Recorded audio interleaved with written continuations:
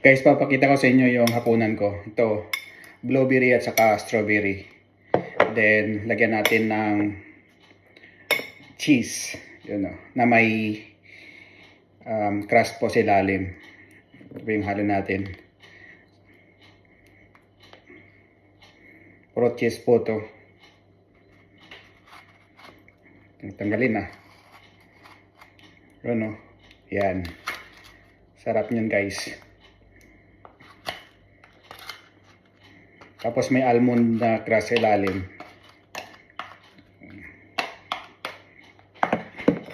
So,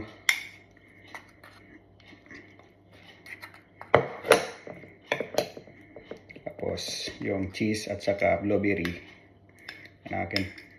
Tikman na natin to. Oh, ano.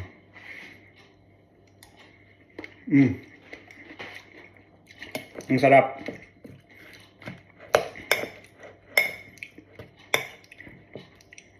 Sarap na combination ng blueberry at saka cheese. Isa pa.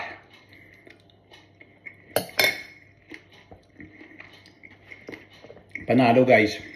Yun o.